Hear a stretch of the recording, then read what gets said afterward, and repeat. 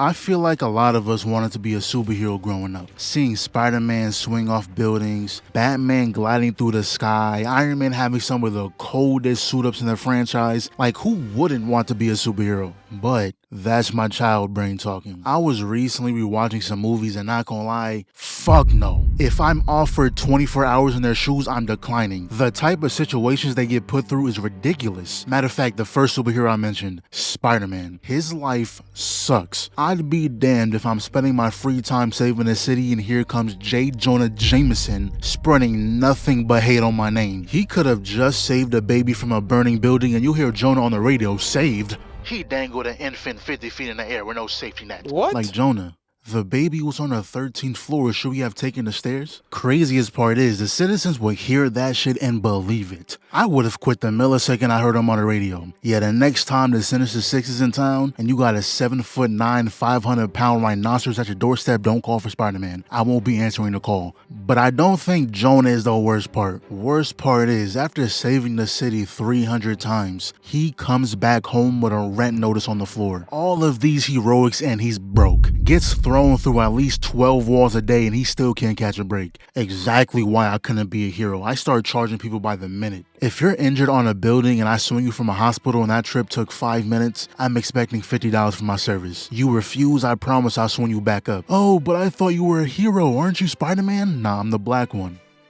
The black one. And there's so many situations that heroes are put in that if I was put in the same situation, I would have just left. Like at the end of Spider-Man 1 when he had to save MJ and the kids and Goblin came rushing in trying to impale him, bro, I'm dropping them. I'm sorry. He wouldn't have gotten a chance to get that close. I would have been at the top of the bridge by now. Or later on, when he caught a grenade to the face, I'm calling a timeout. I realized I'm in over my head. I wasn't expecting to be fighting real demons. Or when the Goblin came back in No Way Home putting the beats on Tom. He ate his hit and then punched him out the window. Allowed him to get a barrage of hits off just to laugh in his face and then proceeded to slam him through the floor. Picked his ass up, busted his back on the ceiling, and then spears him through multiple floors. 5 to be exact. And then he kills Aunt May. Would have been my last night wearing the mask. Never in my life have I seen him get beat like that. But even simple stuff like running out of webs, and that happened multiple times, and each time it was his back taking that hit. I'm taking at least a week break from swinging after that. I can still do my basic heroic deeds, but I'm using public transportation. I'm gonna be too afraid to jump off rooftops.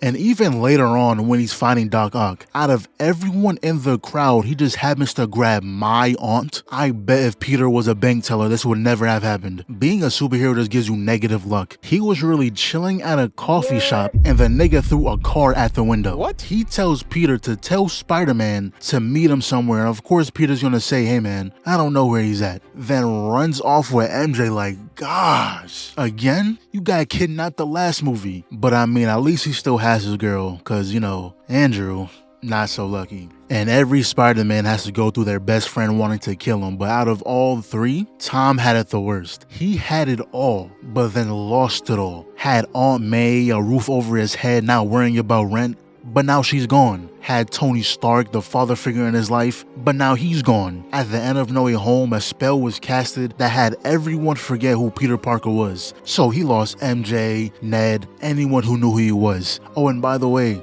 he's broke. Got an apartment now, but those rent due papers gonna be coming soon. And all the Avengers are either dead, trash, or somewhere in space. Can't ask nobody for help. Spider-Man has it bad, but someone who has it worse, Wolverine. His healing factor alone will suck with how long his lifespan is, but the things he's been through made it 10 times worse. When he was a child, this man walks into his house, popped his dad. He awakens his ability, kills that man, but then he finds out something very important. Turns out his father wasn't actually his father. He is. The guy he just killed was his real dad. First 3 minutes of the movie, by the way. So now it's only him and his brother Victor. Grew up together, fought in like 4 different wars. Even when Victor started tweaking a little bit, Logan still stood by his side.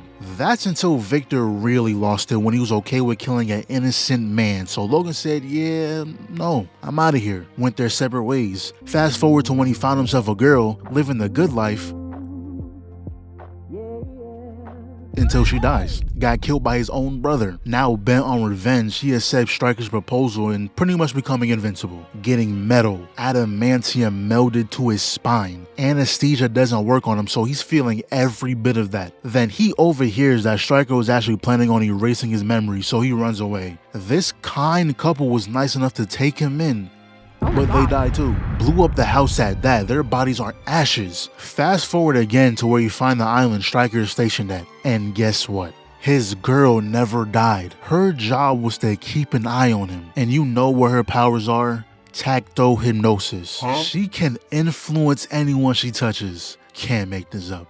He's been going through it the entire movie and we're still not done. A few minutes later, she gets the chance to tell him, oh, I never tricked you. It was real for me too. 5 minutes later, Logan finds her with a bullet hole in her gut. She does die at the end of this, but all of a sudden, he gets shot with adamantium bullets. Caught a bullet to the head twice, erasing his memories. The only hint he has to who he was is the name Logan written on his dog tag. And something similar happened in the X-Men Last Stand movie. Well, kinda. His girl died again. But he was the one who had to kill her because he was the only one able to get close. And this scene scared the fuck out of me when I was a kid. I don't remember why either. I don't know if it was because everything was turning to dust or what. Something in this scene just terrified me. But of course, the Logan movie, the best superhero movie of all time. This is when they finally stop pushing us in a stroller and let us walk on our feet. This is what Wolverine is supposed to feel like. In the other Wolverine movies, he'd stab someone and no blood would be seen, but in this, full body parts were flying. But even so, it was depressing. A movie about old man Logan trying to live out his final moments with a sick Charles. The X-Men are gone, mutants are now on the brink of extinction, and the adamantium fused with them that once felt like finding a gold scar is now poisoning his body. I'm pretty sure his original plan was to buy a boat, sail away with Charles, stay with him until the end, and when Charles was gone, use that single adamantium bullet to take himself out. Now, of course, that didn't happen. Instead, he had to watch Charles bleed out, and the one who did it was a clone of himself. Now, if you don't know, Charles is the one who gave Logan a purpose after he lost his memories. So that was kind of like losing his father. So after that, he dedicated the rest of his life to helping Laura, aka his daughter, aka the GOAT. Hey Marvel, I'm still waiting on her movie, by the way. By helping her and her fellow mutant friends escape their captors. But in the process, had this fire ass scene. Like, I can't talk about this movie and not glaze this, bro. Berserk Logan. That's why he's the GOAT! The GOAT! Not gonna lie, I got this over Infinity War, Endgame, whatever movie moment you have in your mind. I have this over that. But anyways, this is an elderly man we're talking about. He can take out everyone here except himself. There was truly no way he's winning going against a prime version of himself. Yeah, he was doomed from the start. And it took Laura shooting him with the adamantium bullet to kill him. Man, and this, the first time the entire movie, she calls him dad.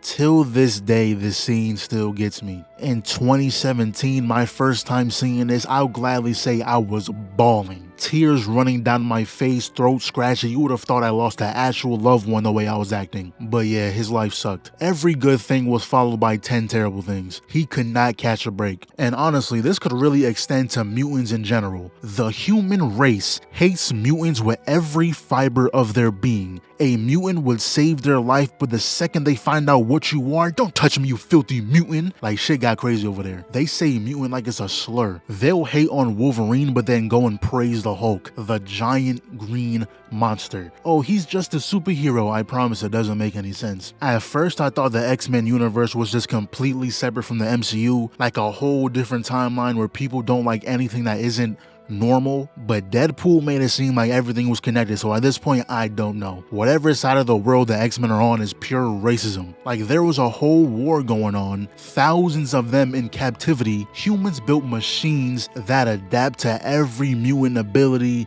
and honestly, we lost. The mutants lost. Logan had to go back in time to make sure the war never started. And even in the Logan movie, we find out they made a drug that stops the birth of mutants. Like, they did not like them at all. But the next one, we got Bruce Wayne. As a child, he witnessed both his parents get murdered. So he became Batman, putting fear into criminals' hearts to make sure no one else ever went through the same pain. Sounds great, right? But everyone wants to be Batman until it's time for the mandatory Bane beating, until Bane snaps your fucking spine, or just having to deal with the Joker. He's the type of nigga to strap a bomb to a baby's chest and tell you, "So, Batman, will you save the baby or stop the gas leak in a daycare 100 miles from here?" It's like it's all fun and games until he gives you an impossible choice. And not to mention how he barely gets any downtime. At night, he's protecting Gotham, and during the day, he's running one of the biggest companies in the world. All shits and giggles until you're off 40 minutes of sleep. Or how he has to worry about the people he works with getting hurt, Barbara getting paralyzed, Jason Todd getting tortured, Lucius getting blown up if we're talking about the games, Nightwing dying to a fucking stick. Like, I'm sure he blames himself for most of those too. Like, imagine waking up one day seeing Scarecrow douse a random diner with fear toxins and then hacking into the billboard saying this is only the beginning, so now the entire city's getting evacuated, and now all that fills the streets are a bunch of criminals doing random stuff like flipping cars. Like, did you get joy out of that? What was the purpose? And then all of a sudden some guy calling himself the Arkham Knight pulls up with a weird obsession to Batman. At the start, we had no clue who this was, so I know Batman was just like, dude, who are you? Even later on, the entire city gets flooded with toxins. Like, he did all this in one night on a random Tuesday. Also, this wasn't a main mission, but it should have been. When Catwoman got kidnapped by the Riddler, now that was my main priority. Fuck whatever Scarecrow got going on, I have more important things to do. But speaking of her, one of the worst things is Batman's canon event. Meeting Catwoman, Selina Kyle. And it must work the same way it does in a Spider-Man movie. His canon event is to meet her and never get with her, or it's a one-night type thing, because if he goes any further than that, the universe is going to get unstable, going to start unraveling, and I promise if I was Batman, we're all dead. At the end of the Batman movie, when Selina said, "Yo, you should come with me," yes, immediately, I was hoping he was going to say that. Ashley, I hid my suitcase around the corner, I'm ready. Gotham would have never seen me again. But yeah, that's all I got for now. Probably gonna do a part 2, so put some superheroes down in the comments. Movies, cartoons, comics, just anyone whose life that has been terrible.